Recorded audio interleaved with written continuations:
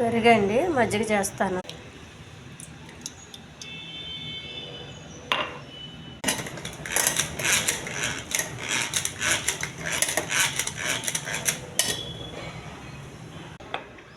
ఒక glass water అండి,